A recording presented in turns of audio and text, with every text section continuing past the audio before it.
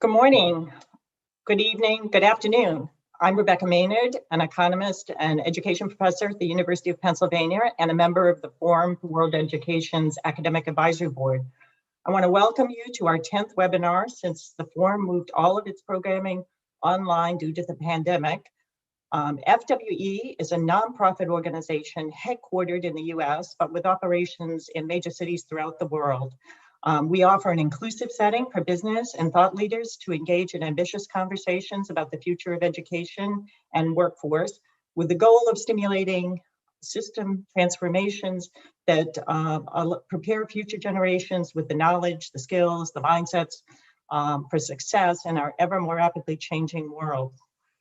FWE offers an apolitical space for elevating dialogue and cooperative activity among business leaders, policymakers, and researchers. And today's webinar is the first of two that we're going to be holding, focused on strengthening pathways from education to employment. Today's panel is going to discuss challenges faced by nations around the globe in preparing young people for the rapidly changing needs of employers. Our panel is going to be moderated by noted economist Jochen Kluge, who's the head of the evaluation unit at the KfW Development Bank and a professor of economics at Humboldt University in Berlin. And with that, I'm going to turn things over to you, Jochen.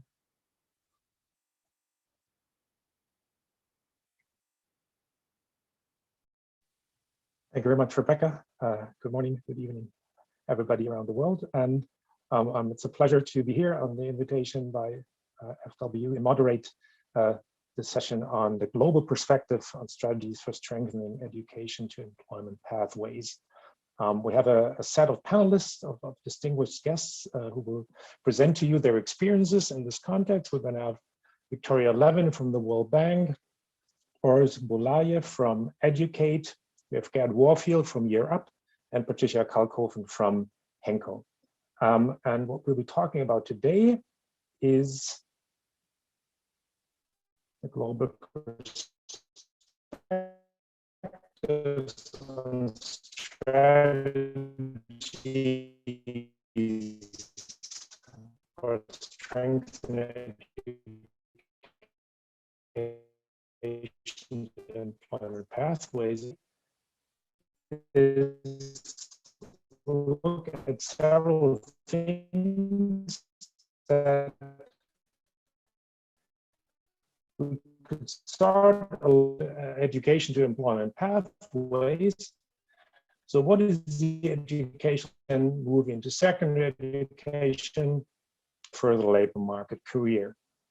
And at several stages, there are certain vulnerabilities that can occur. So primary education would typically be the absence, not even going to school.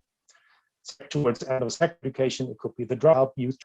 Same happens with dropout transition at the end of tertiary education, and then onwards the issues of maintaining the skills during the further labor market career.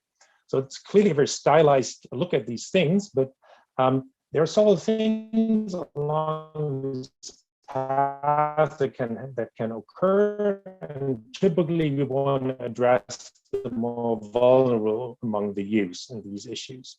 So some market failures that might underlie these vulnerabilities, information failures, skills mismatch, lack of demand. And these are typically things we want to address, and we will have our expert speakers today present their experiences on select issues along this line. How can we ensure that youth have the right amount of skills? If any of these things happen, of course, what can happen is that they eventually become youth that are not in employment, education, or training. But even disregarding the vulnerabilities, so these issues here of transitioning from education at the end of an educational step, be it secondary or tertiary, is a key issue. And it's a key issue in perspectives on that today. Past on this, we could map, again, in a very stylized way, we could map specific policy interventions to each of these vulnerabilities or market failures. Now, we could think that conditional cash transfers help us with the issue of absence, and there are programs that combine skills classroom, on the job, to address the dropout. And we'll learn more about this today. And for each of this, we could do that, and we will look at examples today. This is our focus today. Just for completeness, I'll finish the slide and show you, of course, not only about the youth and what we can do with the youth. There's teachers, do we have the schools that we need, and what are potential programs to address that? And do we have the right amount of tertiary education? Are there any financial constraints available to these schools? Do we need student loans, scholarships, building programs, incentives? Of course, so this kind of the big picture.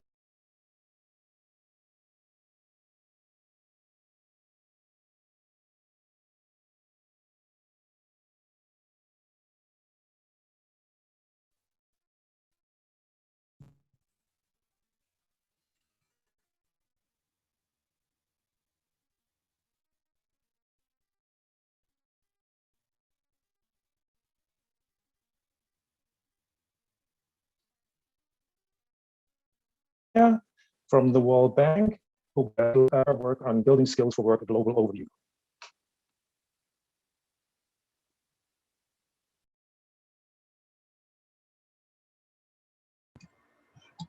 Thank you very much. I think, Johan, your audio was breaking up a bit, but I think you were calling my name.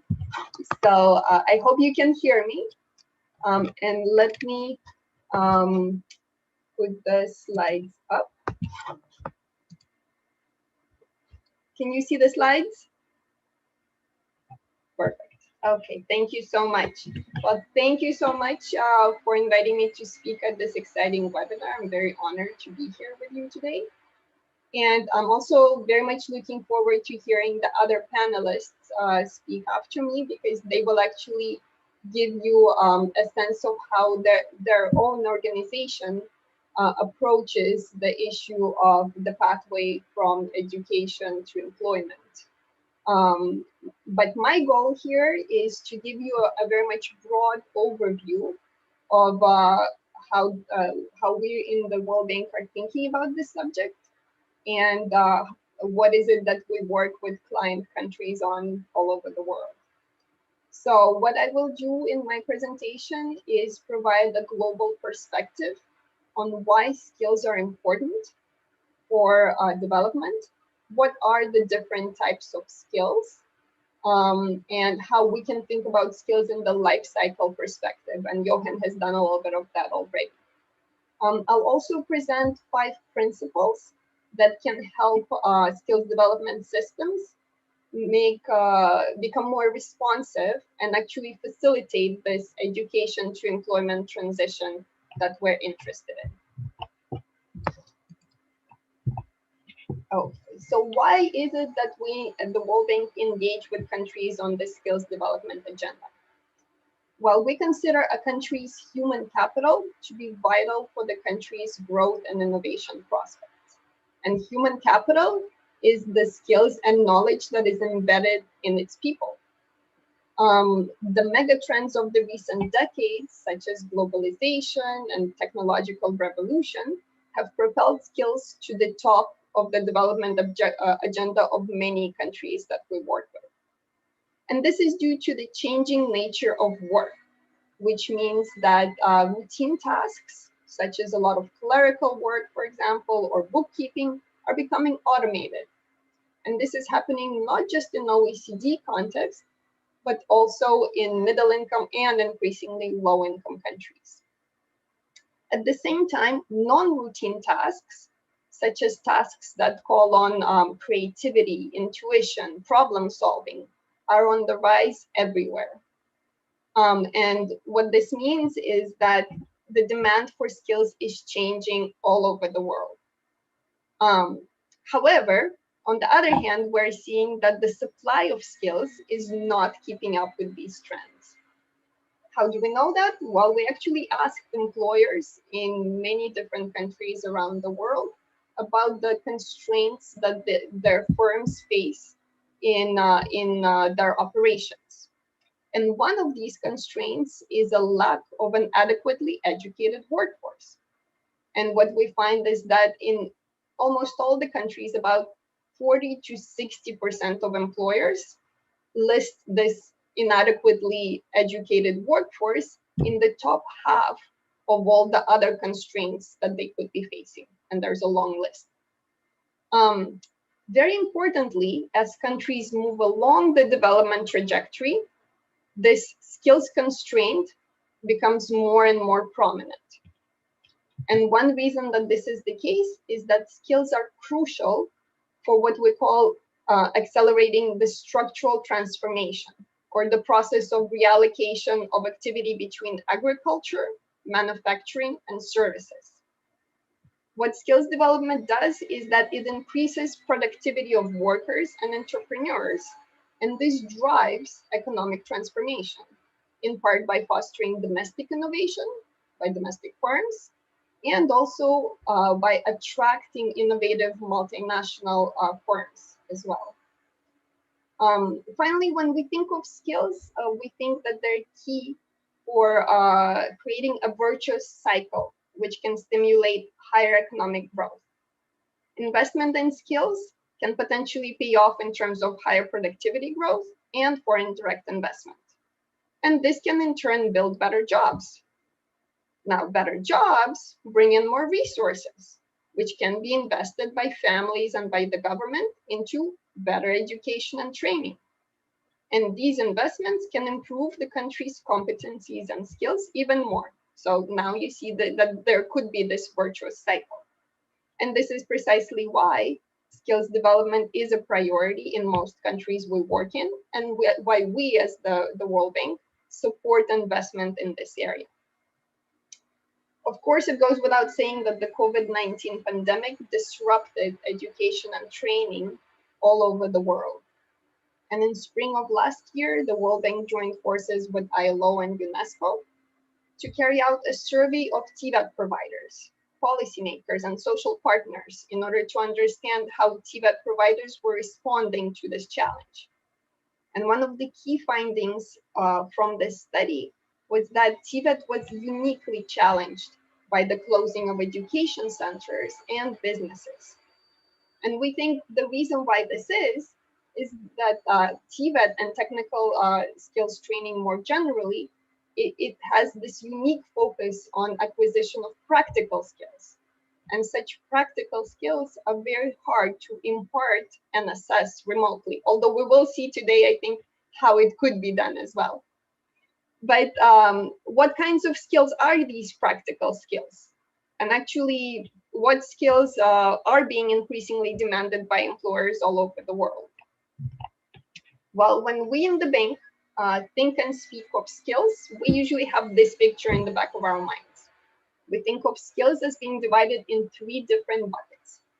The first bucket is cognitive skills, and this includes foundational skills such as literacy and numeracy, as well as higher order cognitive skills such as creative thinking, problem solving, critical thinking, and so on. The second bucket is technical skills, and these are usually occupation specific and usually, but not always, acquired either in through technical or post-secondary education or acquired on the job. And then the third bucket is social-emotional skills. And you might have heard of them by different names. They could be called non-cognitive, life skills, social behavioral skills, 21st century skills, and so on. These are the skills that help a person to navigate personal and social situations effectively. And they encompass beliefs, personality traits, skills, and attitudes and behaviors. So you might be thinking, well, what about this thing called digital skills? Where are they in this picture? Well, here they are. We are thinking of them as cross-cutting. And if you think about it, digital skills, they call on your cognitive skills, both just in terms of literacy and numeracy, but also things like critical thinking, if you're trying to identify what is fake news and what's not, as well as problem solving, which is the skills that, for example, coders need to call on when they're doing their work. Of course, digital skills also include technical skills, such as how digital devices function and what they can be used for. But if you think about it, they also involve social-emotional skills, such as the teamwork skills that are needed by ICT specialists, or perseverance that is needed for coders to actually get the code right. So with the changing world of work, what countries want to see is more and more people having this balanced skill set that I just described. But how does a person get such a skill set? Well, it's important to emphasize that skill formation happens throughout the life cycle, and we saw a very nice representation of that in Johan's slide. But during some life stages, this skill development happens more rapidly, and we're thinking of that as the times when it's optimal to intervene and make sure that skills development happens.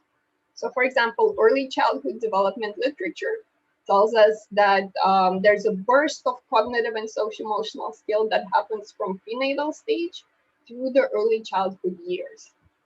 And then school-age kids are working intensively on continuing to develop their cognitive and social-emotional skills. It is very important to get the literacy and the numeracy right in the early grades, because this is the skills that the other skills will be building on. And then upper secondary and post-secondary education is the stage where technical or professional skills are being developed. And this continues, of course, through adult training, both formal and non-formal. Now, focusing on this last stage, we can make sure that education and training received at the secondary and post-secondary level enables students to achieve their aspirations, enables firms to satisfy their hiring needs, and also enables countries to grow and innovate. Well, of course, there's no one-size-fits-all approach to make that happen. But here are some 5 principles that can help move skills development systems in the right direction. The first principle is related to market orientation. So to ensure a smooth transition from education and training to the labor market, employers need to be actively engaged in the process. And there are multiple ways to strengthen the link between education and industry. And again, I think we'll hear a lot about that from other panelists. And some of these ways are more intensive than others. For example, employers can participate in what's called work-based learning component of education and training in terms of actually taking on these trainees. They can also help with professional development of instructors, or they can actually let some of their employees become part-time or seconded instructors in education and training institutions. They can also, of course, provide vital information on the local labor market needs and advise on curriculum and instruction. For example, they can inform TVET providers on the missing social-emotional or technical skills, thereby providing valuable feedback on skills that should be integrated into the curriculum. Now, the second principle has to do with reflecting the diversity of students that are engaged in technical skills training. This diversity needs to be reflected in a tailored approach to training delivery. Now, we have to recognize that in most of the countries we're working with, some students come to TVET and short-term skills training with gaps in either cognitive or social-emotional skills. This is very unfortunate because that means that they didn't build these strong foundations that I was talking about in terms of their literacy, numeracy, their social-emotional skills, but this does happen a lot in our countries. Now, there's good news, actually. So neuroscience tells us that skills can be built throughout the life cycle. And so these skills gaps can be remediated through training. But the only way that this can happen is that if the training approaches are science and evidence informed, and they're tailored to the specific target population that is engaged in training. Now, skills training programs also need to be cognizant that some learners may need to have complementary services or alternative pathways to achieve their learning goals. For example, the take-up and completion of female learners might be increased by provision of childcare at training sites, and some of our programs that we're involved in actually do just that. As another example, we know that during COVID-19, many students who were engaged in technical training actually dropped out and joined the workforce because they had to support their families who were at that point experiencing economic hardship. So offering part-time or asynchronous training options to these learners will actually help them re-engage in training and achieve the goals that they had set out to achieve. The third principle relates to the transition of skills training from diplomas to stacked or micro-credentials. So this modularization of skills training makes it more flexible and thus able to accommodate a wider variety of learners. It also reduces the inefficiency and waste that can come from early dropout. With stackable credentials, students who have to leave the training early for some reason can already be able to demonstrate the competencies that they have gained through these stacked or micro credentials. Principle number 4 promotes active learning by integrating the classroom space and the workspace. So work-based learning, apprenticeships, internships, traineeships, and work environment simulations provide an opportunity to apply and practice the skills that are learned by students in the classroom setting. This is essential in the science of adult learning for ensuring that the acquisition of skills is actually sustained over time. But it also provides exposure to the workplace, and it fosters social-emotional skills that are so important for students to acquire. Moreover, it starts to build a professional network that will then aid the transition of students from the education and training program to the labor market after they graduate. And then the final 5th principle relates to data and measurement as a part of the feedback cycle. Timely and user-friendly data on skills needs can shape students' aspirations and expectations, and it can inform their educational decisions. Skills programs can track graduates' performance through tracer studies, and they can perform periodic evaluations to help the skills ecosystem scale up what works, learn from what doesn't work, and this way to remain agile. Now, linking financing to results can also be an effective way to incentivize performance, but this only works if the results can actually be reliably measured. Now, I'd like to conclude my presentation by reminding you that although these 5 principles focus on the training that happens at the upper secondary and post-secondary level, skills development is a cumulative process, and it happens over the life cycle. And what this means is that these programs work best when they build on strong foundations. So it is essential to have inclusive and high-quality early childhood education programs, and to ensure comprehensive primary and lower secondary education.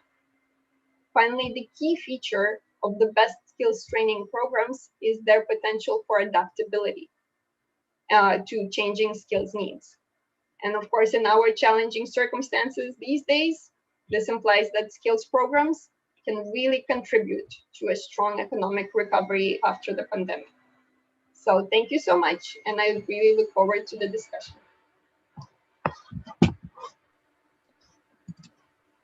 Thank you very much, Victoria, for the interesting input here. I think we'll have some more examples of how these 5 principles are employed in practice in the upcoming presentations. I understand that my one question might be, do we think, are these 5 principles true globally? Probably they are. We'll get to that hopefully in the discussion, but it will depend a bit on the foundations that we find in specific places, if I understand you correctly.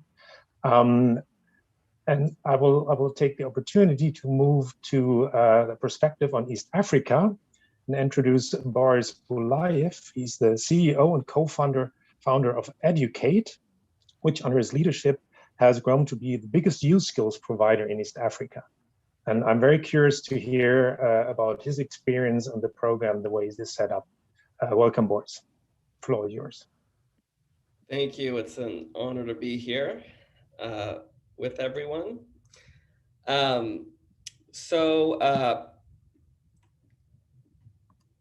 At Educate, our purpose is to prepare youth in Africa with the skills to succeed in today's economy. And our long-term vision or North Star is to measurably impact millions of youth across Africa each year. As we're talking today, education systems around the world are struggling to prepare young people for the reality of life after school and effective education to employment transition. We work to address this issue in East Africa, and three things that I think might be more unique to the region drive our purpose. One, Africa's population is growing rapidly. It's projected to grow to 4 billion by the end of the century, and to relatively soon have the world's largest workforce. And with that come challenges, but also great opportunity. Two, formal jobs don't really exist for most youth, and 85 to 90% of youth will work in the informal sector, meaning they'll sell things on the street, do basic services. And three, the space of secondary education or high school is the only real infrastructure governments have to reach youth at scale. So since 2009, we have partnered with youth, schools, and governments across Uganda, Rwanda, and Kenya to design and deliver solutions to this challenge. Today, we're the biggest youth skills provider in East Africa, each year serving 46,000 new youth intensively with evidence-based models. And kind of for a brief overview of who we are, we're a team of 160 full-time staff and 300 youth mentors. Our non-fundraising team is 99% African. Our top 20 leaders are majority African and female. And we've had more than 10 new organizations started by former staff. So we try to live what we teach internally. At our core, we've created a 100-hour experience with the most essential skills we've assessed youth need in a post-primary or high school level education to transition from education to employment.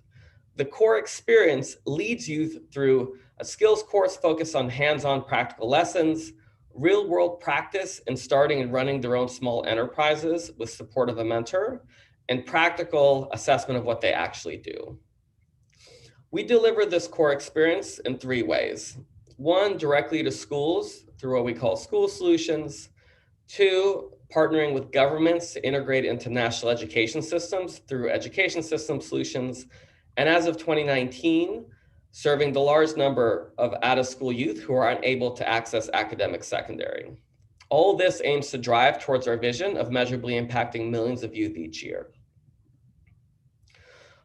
Our experience aims to build the critical skills most requested by youth and employers in the region. We focus on essential soft, transferable, and social emotional skills like communication, creativity, and critical thinking, which the evidence suggests, as well as our own external and internal evidence suggests drive long-term outcomes. Ultimately, our in-school vision is to reform the secondary school experience to have these skills as the foundation, and that consequently education is designed around practical experience where students put these skills into practice. We've achieved this directly through school solutions, and just last year got our first results of achieving these outcomes through the education system in Rwanda. In addition, on top of these foundational transferable skills, we layer the hard skills of business by providing opportunities for youth to learn and practice each aspect of starting and running a business in the real world, like opportunity identification, business planning, and financial literacy. Our work aims to tie education directly to life outcomes and targets the soft and hard skills necessary to attain further education, overcome gender inequities, support family planning, start businesses, get jobs, and ultimately drive development in their communities. Meet Sarah, a young entrepreneur from a small town in northern Uganda. In 2015, Sarah enrolled in Educate and was elected to a leadership position within her student business club, a chance to own her budding leadership skills and also lead alongside boys, a first for many girls and boys. She soon launched several small businesses outside of school, baking pastries and cakes, making soap and tailoring. As Sarah entered her final year of high school and worked to build her businesses, her family experienced a great tragedy. Her father suddenly passed away, making it difficult for her mother to pay Sarah and her siblings' school fees. Determined to finish school, Sarah scraped together the money to cover her school fees by combining revenue from her businesses and working odd jobs. Through her hard work and perseverance, she graduated more determined than ever to achieve financial security for herself and her family. After graduation, she had the space to fully implement the skills she built, using creativity, critical thinking, and market research to develop new profitable product offerings. She began selling shoes after she identified a market gap. People in her community were driving over 6 hours to the Ugandan capital of Kampala to buy new shoes. And she began selling and tailoring imported fabric after she discovered that she could creatively lower material costs, leveraging her ability to speak a regional language, Kiswahili, to land a good deal with a fabric supplier in Tanzania. As her businesses grew, she was even able to employ her grandmother to increase productions. Today, Sarah's earnings cover the cost of her family's meals and her youngest sister's primary school fees, an educational opportunity that Sarah's siblings couldn't have been able to access without Sarah's help. And Sarah's not alone in her experience building and applying the critical skills to achieve a better life for herself and her family. As a learning organization, we invest deeply in rigorous evaluation to continuously iterate upon our work, and have found in Uganda through 2 external evaluations, including a randomized control trial and a quasi-experimental evaluation, that educate participants earn nearly double the income of their peers, are 50% more likely to be employed, and 44% more likely to own a business as measured towards the end of secondary schools, since many youth are already very economically active.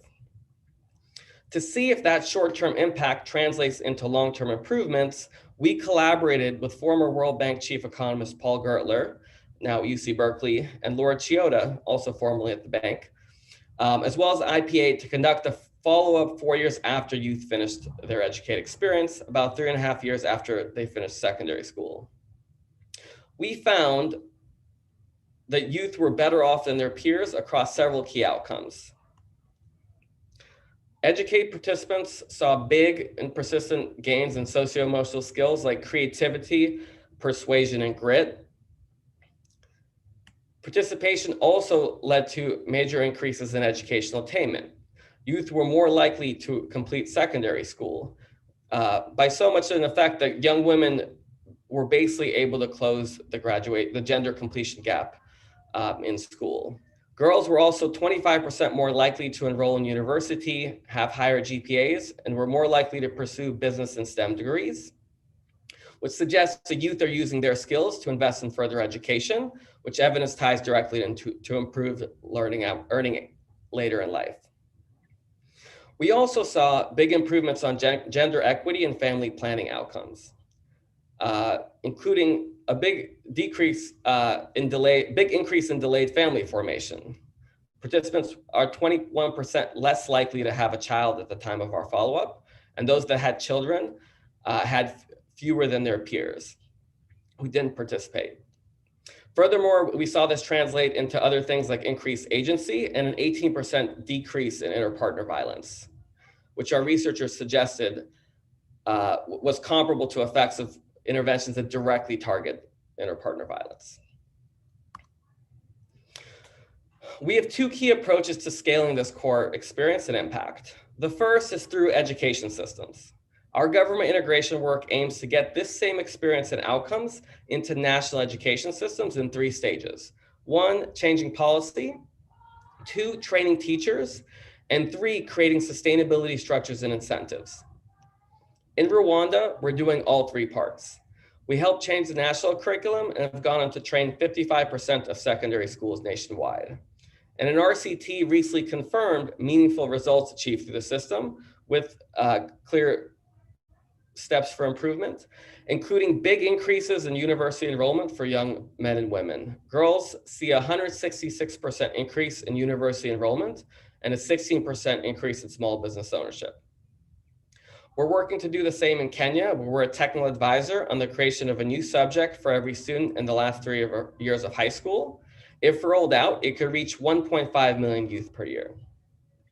So that's the first way that we scale. Having spent 10 years building a scalable and evidence-based model and working to integrate it into national education systems, a couple years ago, we began to ask ourselves, what about those who are not in school? For many complex reasons, about 50% of youth cannot or will not access secondary school in East Africa. That's a lot of lost potential. And while we believe that universal access to post-primary or high school education is a fundamental human right, arguments for universal education that don't take into account deep disparities in access and resource constraints can lead to even higher inequitable outcomes. And we think that's highly unjust. It got us thinking, what could be an alternative to formal secondary education for out-of-school youth who can't access it today? What would it take to create a marketplace of alternatives to academic secondary education in the way that in certain countries, there is an emerging market of alternatives to university? Don't all youth, even the most marginalized, deserve some form of post-primary education? Right now, you could say the dominant product for education after primary grammar school is secondary education, but it's really one product or one form. In the market for smartphones, the iPhone was the first phone, but there's a marketplace of cheaper alternatives. If the iPhone was the only smartphone, a lot fewer people would have it. But in the market for post-primary education or high school, there's only one dominant product, academic secondary. Academic secondary is the iPhone, a great product, but not one that everyone can afford. And so we believe deeply that a flexible marketplace of alternative pathways for out-of-school youth, eventually paid for by government like any public education, would fill a major gap left behind by academic secondary and help drive towards universal access to some form of education after primary. To get there, we see huge potential in boot camps for out-of-school youth. Boot camps could be built around strategic growth sectors such as agriculture or green entrepreneurship, around specific target groups such as girls or refugees, or around informal economy business models such as food stalls and cleaners. All would be tailored to the reality that 85 to 90% of youth will work in the informal economy. One way to think about this is that secondary schools focus on academic skills. Vocational schools, when you don't need a secondary degree, is focused on technical skills. The alternative pathway would be focused on business models, with a focus on the informal economy. Teaching a technical skills means teaching someone how to drive a car. That's vocational. Teaching a business model means teaching how to run your business on Uber and how to find customers. And it goes without saying that all of this should be built on all three pathways should be built on a foundation of soft, transferable, and social emotional skills. As we work towards this vision, we're working diligently to ensure that boot camps are grounded in evidence and equity. I want to share a bit about our more recent journey on this path and the evidence that opened our eyes to the potential of boot camps. We started in 2009 designing and testing the model I told you about today. In 2013, we helped UC Berkeley researchers, same ones that did our RCT, run a 3-week boot camp for youth. The higher performance treatment group used majority our curriculum, and we were paid to recruit and train the teachers. 3 years after, those youth were earning 39% more in a randomized control trial and owned more businesses. To be honest, we were very blown away by these results. And admittedly, there was an internal rejection at first of them. How could such a short experience have this impact? But over time, we saw this as a potential game-changing opportunity, showing us that a short, intensive experience at the time of need can have a dramatic impact on employment and entrepreneurship success. In 2019, we created a startup in Kenya to pursue youth-paying boot camps. And after intensive market research, saw a big opportunity in motorcycle taxis. So we created a 3-week motorcycle taxi and courier boot camp, followed by a couple months of light mentorship. A pre-post evaluation revealed the graduates increased their income 131% 4 months later. When COVID hit, we took our in-school model virtual in a virtual bootcamp form and learned that participation in a 6-week conference call-based bootcamp increased the number of youth who reported owning a business, were earning any money, as well as those that were saving. It was another data point that a condensed experience rooted in soft skills, transferable and social emotional skills can have a big impact. Last year, our work building alternative education and employment pathways for out-of-school youth was recognized by the Bill and Melinda Gates Foundation as a leading effort accelerating progress towards the UN Sustainable Development Goals, and we're excited to build this vision. So to wrap up, I've shared with you how we think about addressing education to employment in an East African context by building practical experiences for youth to help them gain the critical soft, transferable, and socio-emotional skills that evidence suggests best contributes to life outcomes. I've shared the short and long-term evidence we've helped generate for the impact of this type of experience, delivered in school, integrated into education systems, and more recently, delivered to out-of-school youth. Our hope is by scaling this evidence-based experience through education systems and through models for out-of-school youth, we can, through a marketplace of alternatives to secondary, we can meaningfully improve how youth are prepared for the world of work and extend access to post-primary education for the 50% of African youth who don't currently have access. Thank you. Thank you very much, Boris. Very, very interesting insight into your work in East Africa. Especially, I find it interesting this perspective on creating an alternative marketplace for post-primary, what we can do with these youth, how to assist them. Actually, when you presented these figures, probably many would think the same that you thought. They said, okay, how can such a relatively small program have such profound impact years afterwards? Still, that's really remarkable. Do you have any? So I reckon that must have something to do with the fact that this was a key impulse for these youth. Maybe in 3 weeks only, but apparently changed profoundly the path that they took or the steps that they took afterwards also. Do you have any insights onto what their paths have been like in these 3 years and which way they differ from the control group? Yeah, I think the way we understand it is that it really happened at the point of need. Most education doesn't actually happen at the point of need. That's kind of the whole idea of project-based learning is to create a need for the skill. And so this boot camp was actually for high school graduates. And by then we think that they knew whether they were getting into university or not. And so this was their final opportunity. When we work in school, students are distracted. They're focused on the exam, right? We're always battling for attention. And so I think it speaks to how much a really specific intervention at the point of need, how powerful it can be. In terms of difference, I believe there was some increase in wage employment, but I think the majority of the increase in employment was in ownership of formal businesses as well as informal businesses. Okay, thank you very much. And I should say that both our RCT and this one is doing an 8-year follow-on. So we're looking forward to get a lot more information about this, which should be other than one RCT, I know the longest term evaluation of this kind in the region. Yeah, there are a few now for about 6-7 years, but yeah.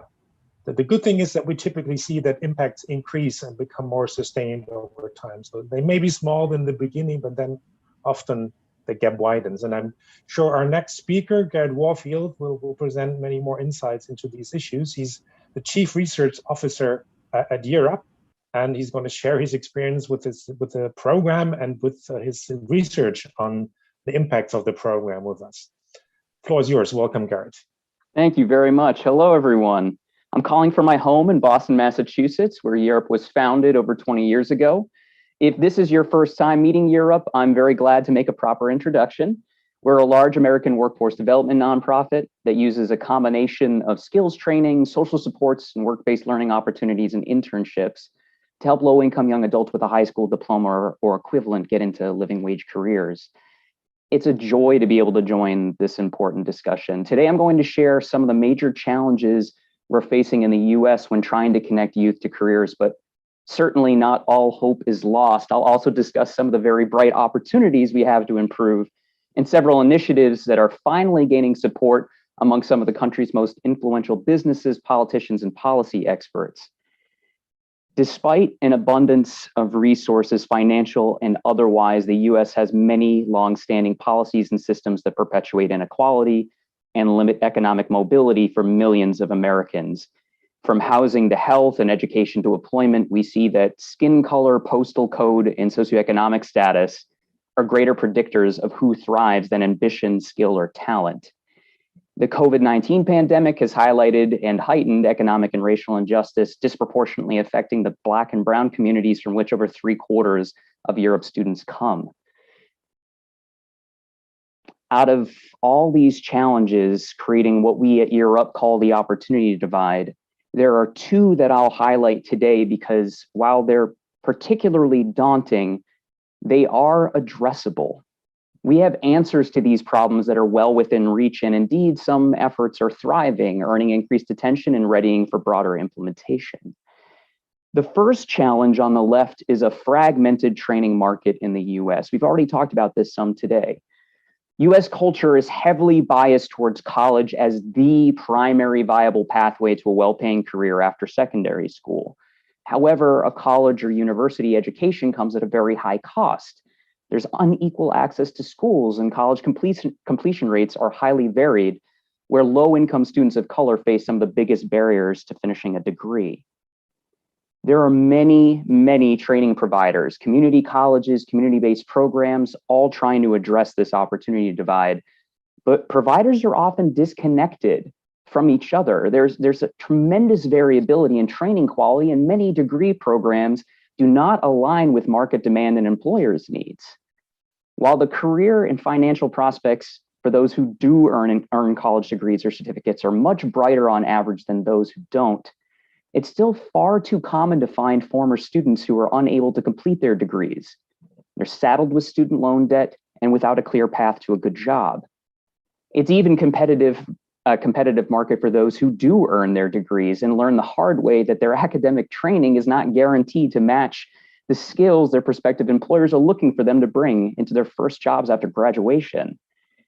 Stuck in the middle of this complicated mess are young adults who rarely have enough information to make informed decisions about the wide array of training provider options available, including the possible outcomes from them or their likelihood of success when engaging with these different providers.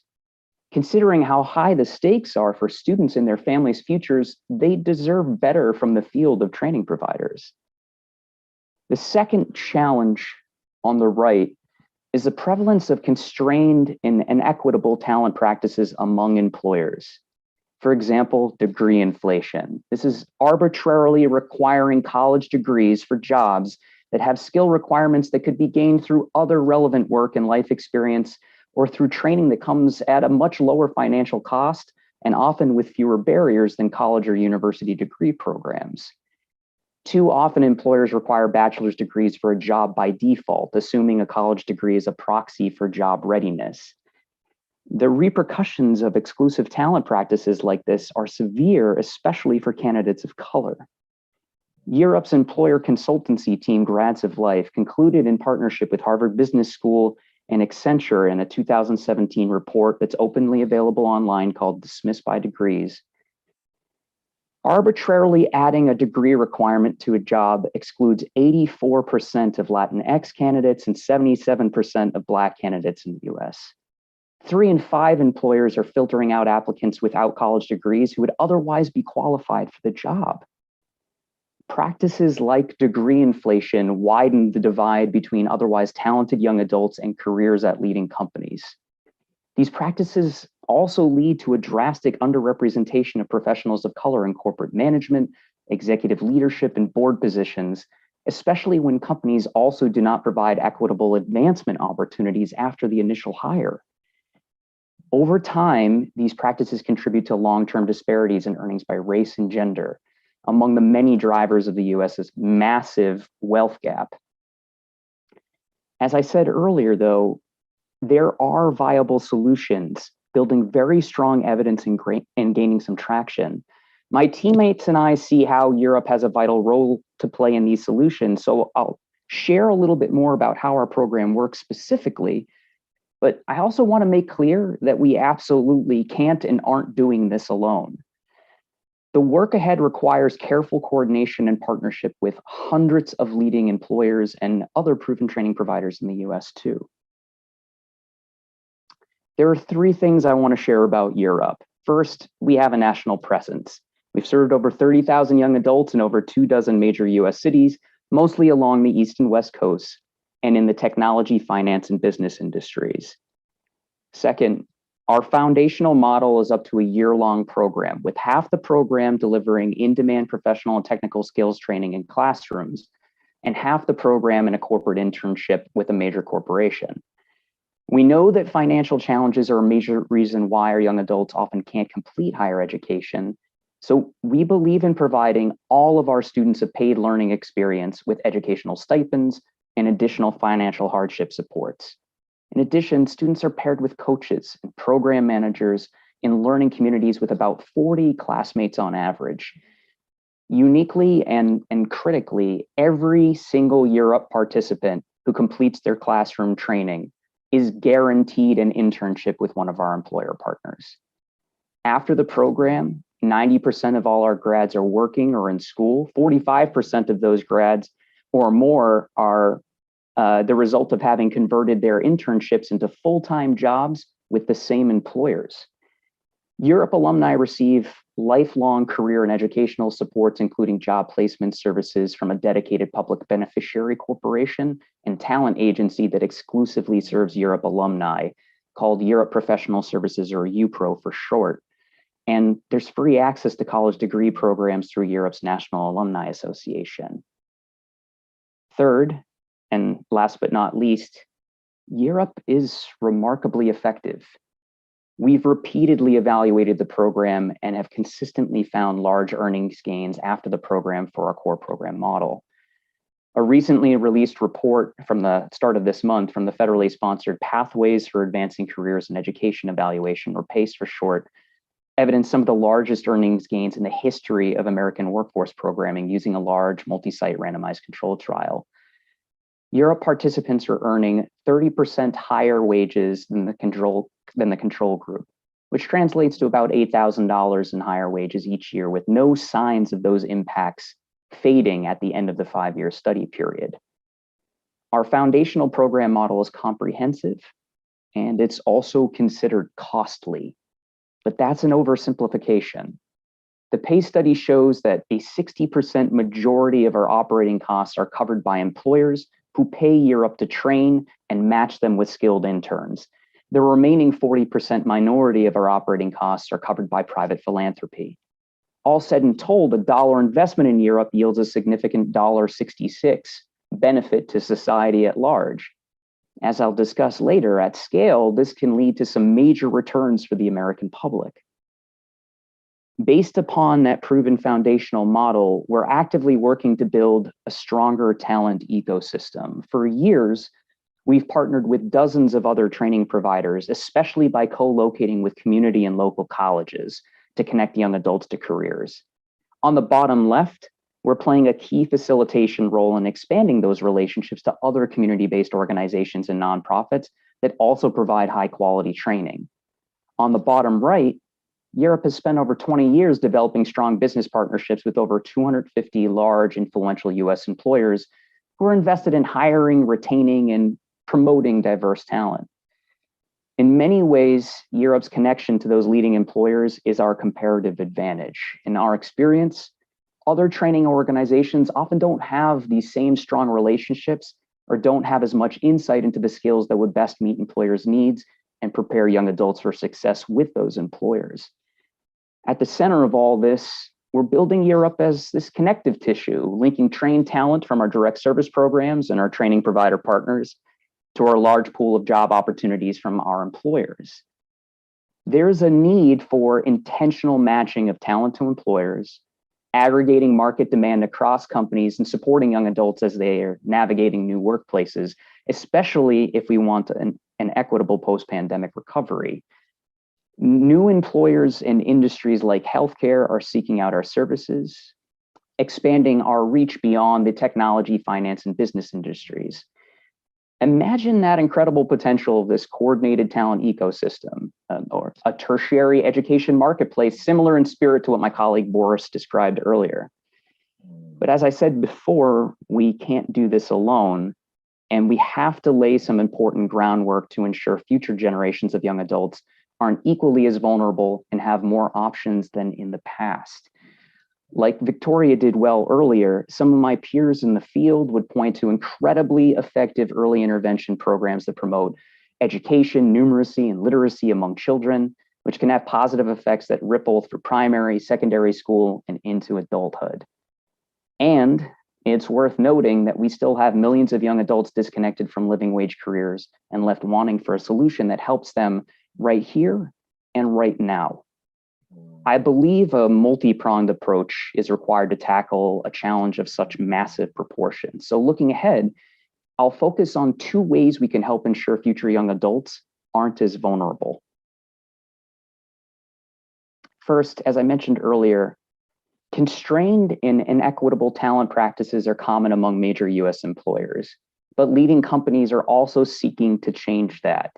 Europe's employer consultancy team, Grads of Life, is supporting major employers to increase pathways into entry-level, middle-skill jobs at their companies. Implement inclusive talent practices like removing arbitrary degree requirements, and to build some sustainable partnerships with talent providers like Europe. So, for example, Grads of Life has collaborated with the company Bain & Company to support a community of practice with the 110 Coalition. 110 is comprised of dozens of leading companies with a major US presence. The community of practice is helping the company's CEOs develop strategies to upskill, hire, and promote 1 million Black applicants and employees over the next 10 years into family-sustaining jobs with opportunities for advancement. Efforts like 110 represent this careful alignment of training providers with corporate talent needs to provide young adults greater access to opportunity and to increase equity on the job.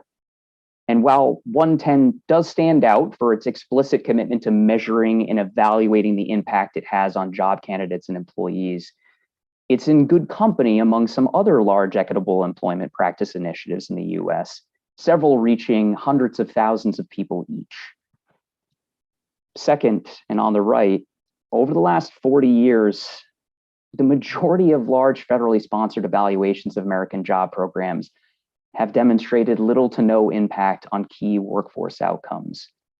Proven, highly effective programs like Europe are rare, and most large federal social programs disperse funds in ways that miss or entirely overlook the evidence of what works and what does not.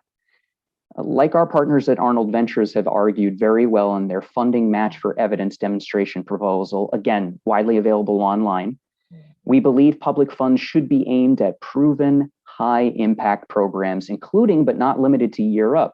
We have peers out there, friends who are doing great work like Perscolis and Career Academies, who are also noteworthy effective programs in the States. In closing, I'll share an admittedly optimistic, but nonetheless well-reasoned plan that is within our reach. A large and sustained investment of public funding in high impact programs can yield an even larger benefit to the country. Europe's pay study shows $1 investment in our program yields $1.66 net benefit to society. This finding helps to correct this overly simplistic and dismissive view that costly programs are necessarily wasteful. Indeed, it shows that large investments can generate even larger benefits and can be very worthwhile. In his white paper, Building Back Better for Young Adults, also available on the web, Dr. David Fine, who's our dear friend and the author of Europe's PACE report, latest evaluation, illustrates well how this is possible using Europe as a case example. If the government were to focus its public spending at scale with Europe, it would cost roughly $14 billion. That's roughly $14,000 per participant in philanthropic costs of the program that aren't covered by internship payments from our partner companies who are hosting interns, to connect upwards of 1 million young adults to careers. And this investment could generate a $23 billion net benefit to society in only 5 years, so a net gain of $9 billion. Dr. Fine and his fellow researchers on the pay study qualified that they're likely understating some net benefits too, with earnings impact showing no signs of diminishing. Longer term benefits, well, could be larger if we consider, especially if we consider some other radiating impacts not measured in the original estimate, like better health outcomes and improved child well-being among participants with children.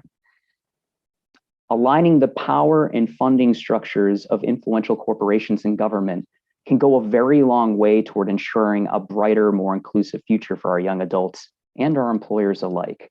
And on that note, I'm going to pass the microphone back over to our moderator with thanks for your time. Jochen, back to you. Thank you very much, Garrett. Very interesting. You mentioned it yourself. I would have also thought that looking at the early experience of the last 3-4 decades of large-scale evaluations of US job training programs that found, like you said, it's very small impacts typically at best, and now you have this experience of really enormous earnings gains.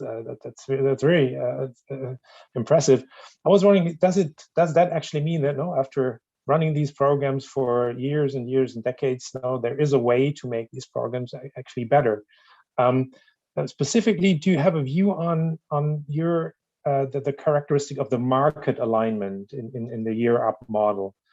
Because in a way, if I understand correctly, you set it up that there is a connection to the employer already, which is part of the workplace experience, and there's probably an important likelihood that they stay on with that employer rather than purely focusing on the use, get them the skills, and once the program ends, then they're out there looking for work. So that the market alignment, do you think is that a key feature as a part of the success story?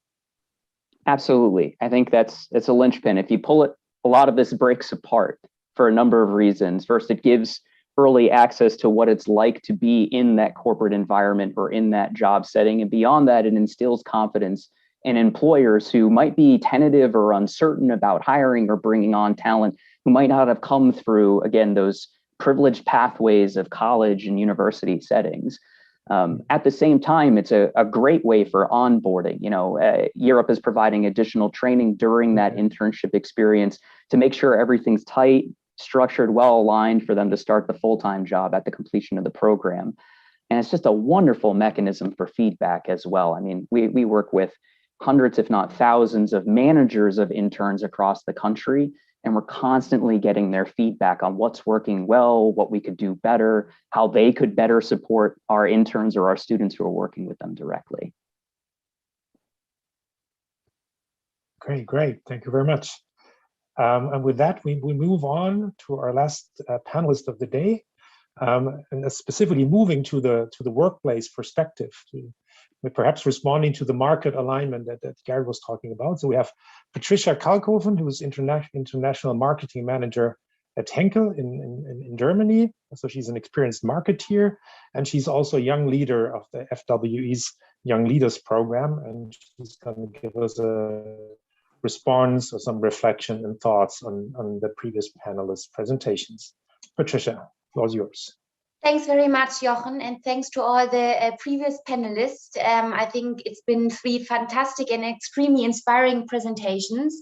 And I'm super happy and very honored to be also part of this webinar, bringing in now a little bit of a different perspective, so directly from the workplace, from the industry. I've been now in the industry with multinationals for over 11 years. And throughout my career, I've been strongly involved in also recruiting and mentoring of young talents. And so it's very interesting to see similarities, but also differences to what has been presented before. What I feel was most striking to me is to see, because we've now looked at very different regions within the world. We looked at globally by the presentation of Victoria. We looked at East Africa by Boris and the US by Garrett. And what I found striking is to see this similarity. So independent of looking at developed or developed or non-developed countries, that we see this change in the need of skills. So Victoria, you were speaking about cognitive, technical, and socio-emotional, whereas you, Boris, spoke about soft, transferable, and also socio-emotional.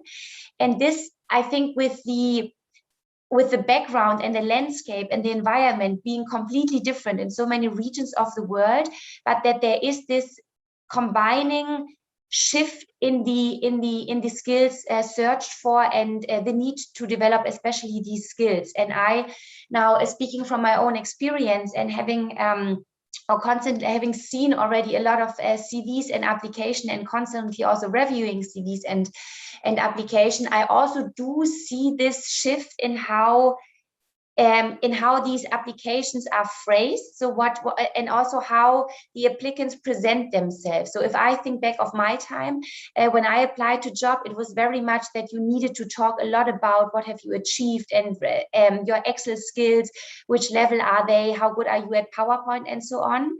I feel, and I mean, I'm judging now, living in a developed country, and obviously not, I put it blank, but we don't receive applications that many applications from people from developed or underdeveloped countries. But even in, let's say, speaking now from my experience, I do also see that the applicants present themselves differently. And it's also that we, from a company perspective, we no longer look for this, let's say, sleek economic CV, but really we look for these specificities of what does the applicant bring in addition to the table. And here very much all this entrepreneurial skill set is super much sought after, which I would always put a bit similar to the creativity. Because as you all rightly said, I mean, we have more and more automatization in the industry, and also the landscape is changing so quickly that rather this entrepreneurial mindset is super important for because this allows to open up new business potentials and think differently and bring different perspectives to the table. So I felt that this was quite, I wouldn't have expected it, having also seen the presentations up front, but that I felt was quite striking to see this link globally, that independent of whether you look at East Africa or the US, the need is for this change is somehow the same. Then what I also, and Jochen, you already in your opening, you elaborated on this, is this aspect of adulthood teaching. So meaning that once you have made it into the business world, that this need to constantly keep on, or make sure to be educated, to be state of the art now, especially when it comes to all these digital developments. That is something, and I see this in Henkel, in the company, which I can only judge now from the Henkel perspective, but that is very high up on the agenda, to keep the workforce, no matter at which stage in their career or in their life they are, to keep them educated, up to date on what's going on in the workplace, because only with this, you as a company can only also remain competitive in the workforce, and also attractive towards new employees.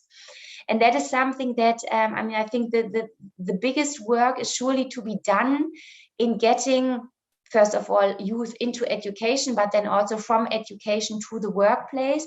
But this then more on a side note, this aspect of constantly and continuous learning and educating is something, an exciting journey that everyone needs to embark for the rest of everyone's career, because only with this you yourself also stay attractive for the workplace. What I am also very interesting and very true, I would also say, is this relevance of traineeship, internships, also especially what you, Victoria, talked about, to really get the youth into practical experience, practical work. not only in order to prep them for the start in the business, in the business world, but also to offer this opportunity to try themselves out, to find out what they're good at, what is important to them. I myself did major in marketing, and marketing is also a very specific area, I would say, to work in, but the theory and the praxis is worlds apart from each other. And this is why I could reconfirm myself that this is a career I want to pursue by the support of internships. But I feel that this is something that is not, the importance is not, cannot be quantified to really offer the youth and young people this opportunity to try themselves out, and as I said, like to find really out themselves what they're good at, because then they have the best chances to also excel in the workplace. And because that, especially in your presentation, Garrett, I also found very interesting, or also very reassuring and promising to see that many companies actually involve into supporting less well educated or well off students and in the youth.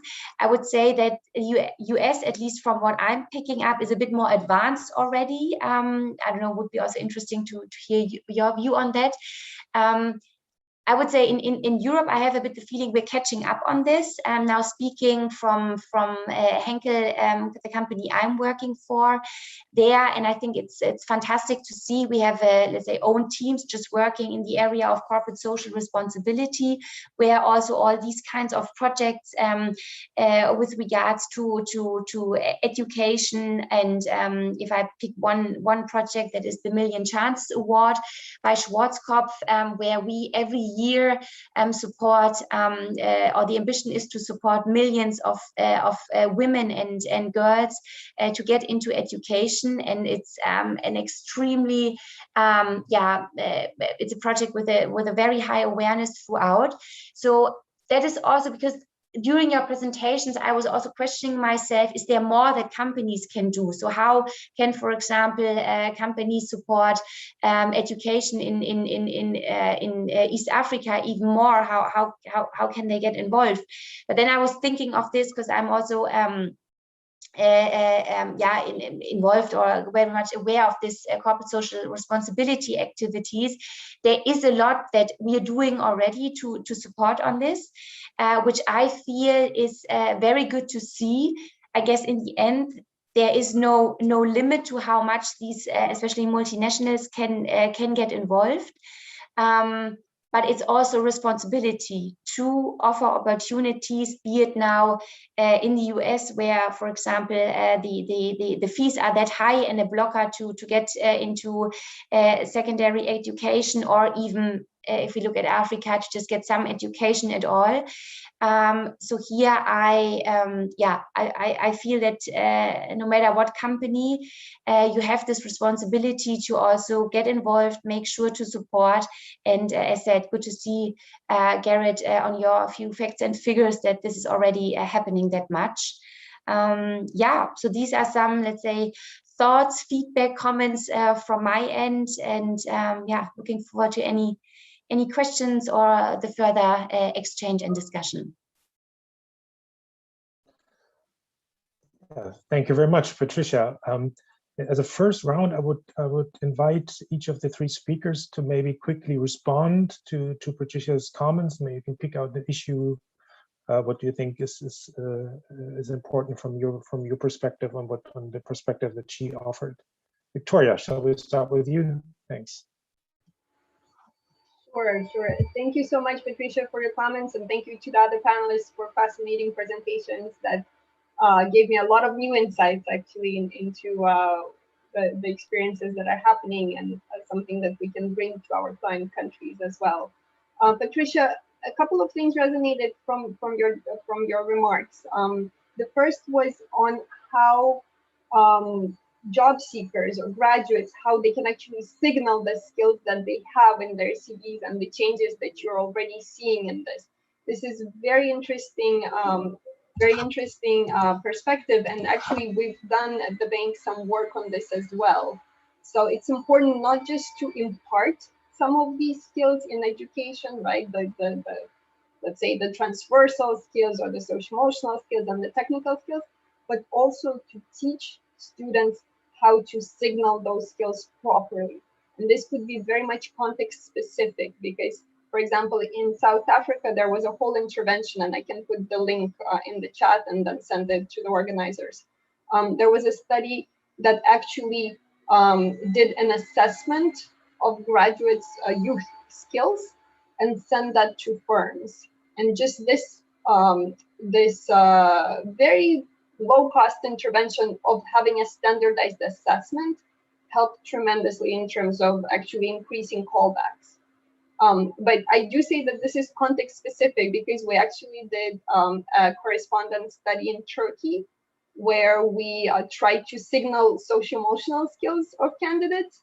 And what we found is actually if the vacancy did not request socio-emotional skills, signaling them actually hurt women, female job seekers. It didn't hurt male job seekers, but it hurt female job seekers. So again, this is just to speak to the context specificity of some of the signaling that we have to take into account when we work across different contexts. And then just to very briefly to pick up on your point on the importance of not just having the initial education and training, but to having lifelong learning. This is emerging as one of the top issues in the skills development agenda.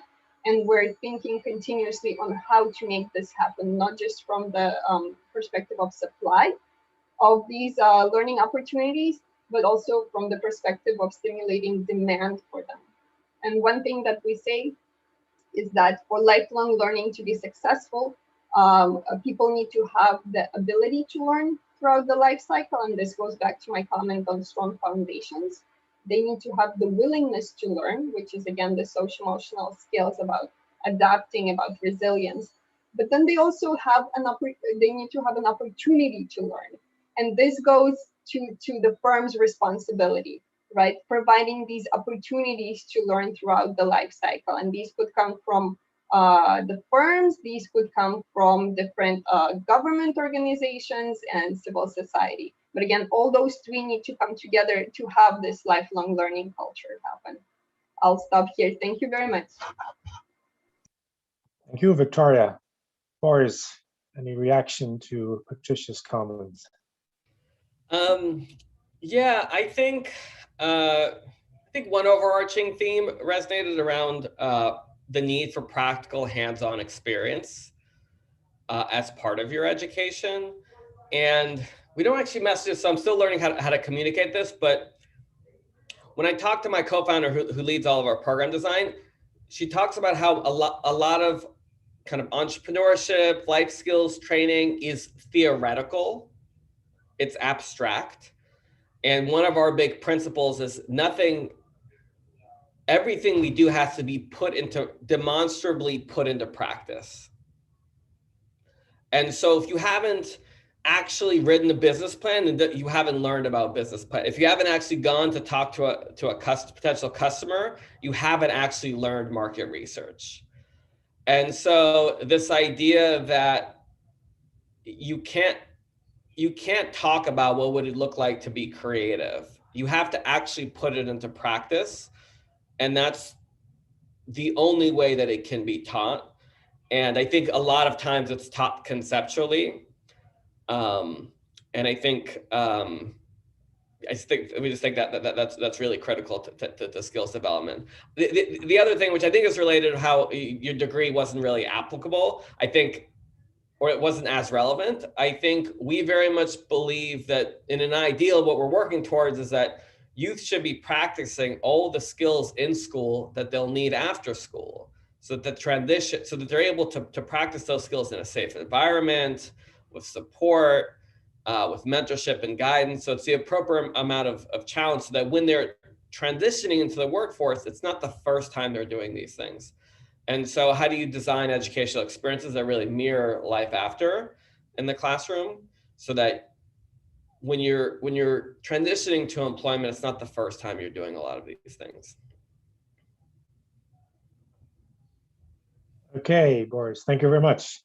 On to Garrett, your reaction. Thank you, Jochen. Patricia, thank you for the comments overall and for calling out and naming the important aspect of this, and that's employers' roles. And I'd actually like to tie your commentary to their very good question that just came up in the chat window from someone who's attending here, related to what's called here the involution phenomenon, or as I'll interpret that one, and I hope I'm on point with this, is this idea of escalation. So if, for example, a bachelor's degree requirement is in place for a job, well, then it just escalates to a master's degree, and then the criteria get more and more severe over time, and it snowballs out of control. It's a valid point, and I think there are lots of places where we've seen precisely that happen over time, especially as higher education has grown towards deep and detailed specialization, and more folks, at least in the US anyway, have been acquiring graduate degrees.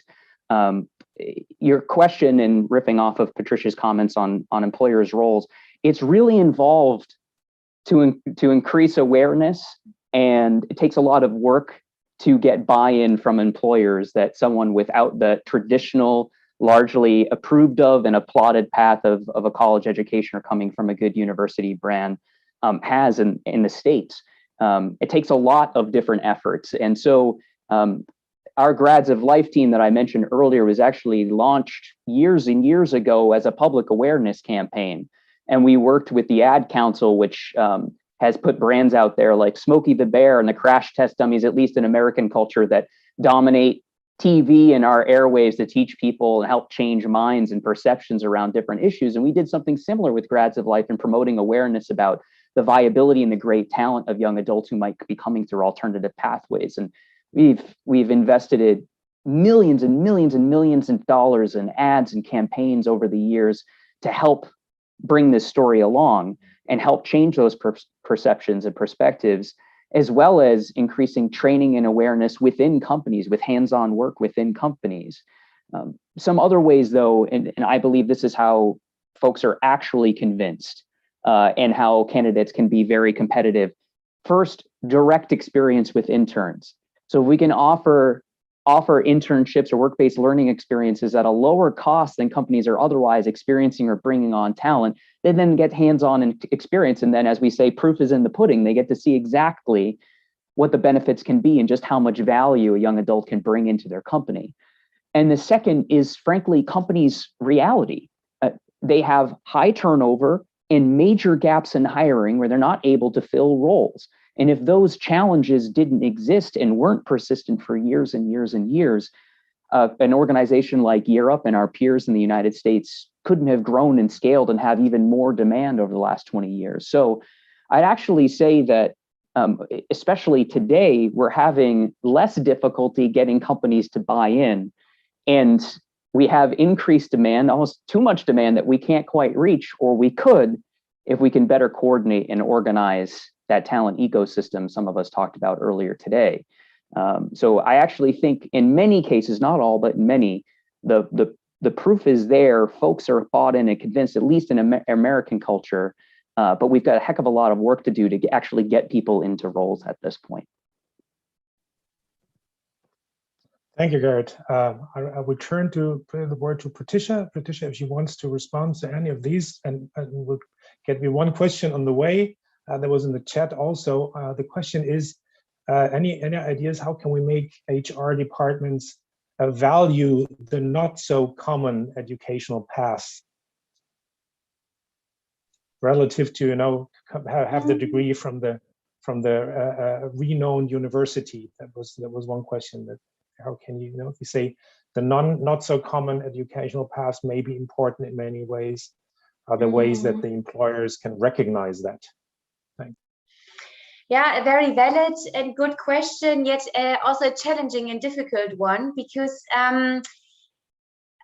I mean, my personal view on this is, and I would link back to what Victoria had said, that the context is also a big influencing factor, because for example, in marketing, we very much look for very different profiles, because creativity is what is very important in what we're doing. And so here I would say independent of being a multinational company, but for example, we also have hair coloration brands. So we also have hairdressers working with us that previously did their degree in hairdressing, so more a craftsman degree. So here I would say that HR is also very open towards different CVs, but depending on the function or the position we're looking at. So for sure, if you look for someone in the tax department, then there obviously the openness towards alternative CVs, because it is also a science that you need to be you need to have experience in order to work in.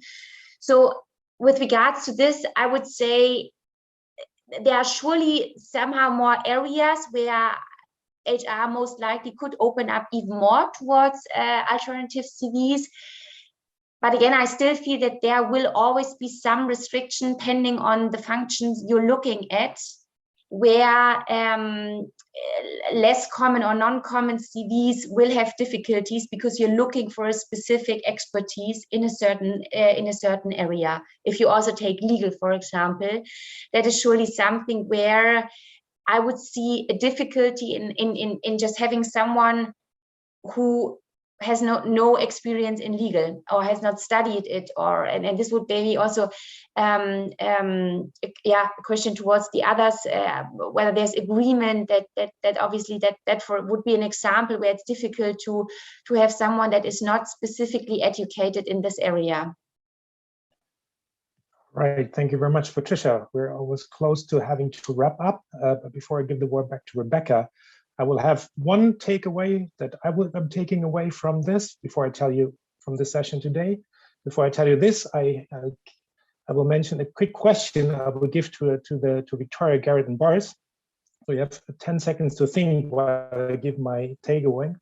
The question is, so if your boss comes to you today, or well, in your case, Boris, you're the boss yourself, so some financing institution comes and says, whatever next step you want to do with your agenda, with your program, I will finance it. And the question is, what step would that be? Okay, so you have 10 seconds to think about this. While I mentioned that the one takeaway from this, I think, highly interesting session that we shared today is that it seems that the practical skills and the market alignment and the connection to the employers, that's one that I think was a cross-cutting theme. I mean, clearly there's many important factors, no? The skills, the adaptability skills, social, emotional, etc. But I found that striking, or very like a very important point that we really saw throughout the results in the presentations today, that this is a key issue. So with that one takeaway for me, there are many more. The question goes to you. So what is the next big step if money doesn't play a role? Victoria. Thank you, Johan. It's a tough question, but actually you sort of stole the one that I was thinking about, because I was thinking that I would try to work a lot more on the strengthening of this link between industry and education and training, and also to diversify these links, because countries and systems usually get set in a certain way of engaging employers without recognizing that there are many ways. And in some contexts, some do not work as well, right? So work-based learning is something that works very well in Germany with the dual training. That might not work in some of the sub-Saharan African countries, but there are many ways to strengthen that link. So I'll stop there. Thank you. Very interesting question. Great question indeed.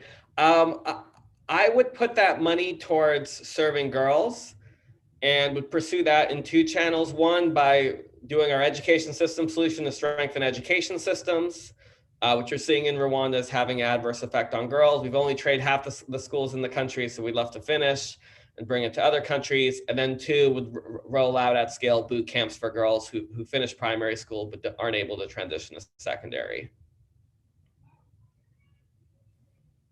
In the interest of time, I'd build that talent ecosystem. I mean, coordinating talent providers in the US with some proven evidence and better linking them to the corporate demand that we've got in the wings ready to go. All right, thank you very much. Rebecca. Well, thank you. I want to thank you, Jochen, Victoria, Boris, Garrett, Patricia, for a very informative, very interesting set of presentations on very important issues. And kudos for those great ideas on how to spend that money that we hope is coming to each of you. I also want to thank all of you who joined us for today's discussion. I want to apologize for the sound troubles we had at the beginning with Jochen's presentation. We're going to try to get that retaped so we can put an audible version of his talk into the posting online. We will put this video online along with supporting materials. So you will be able to watch this, share it with your friends. I also want to highlight over the summer, we're going to be airing a conversation on teacher training preparation that's going to be moderated by former president of Teachers College, Susan Furman. And in September, we are planning holding another panel on career and technical education to continue this conversation. That will feature scholars and innovators from other parts of the world, including India and Singapore. God helping, things in India will have settled down enough that that will go forward as planned. And again, thanks to all for your participation in this, and have a great rest of your day, evening, wherever you are in that time span. So thank you, and look forward to seeing you for subsequent presentations. Follow us or go to our website at fweforum.org, and you can download not only this, but other presentations that we have posted. So thank you all, and have a good day.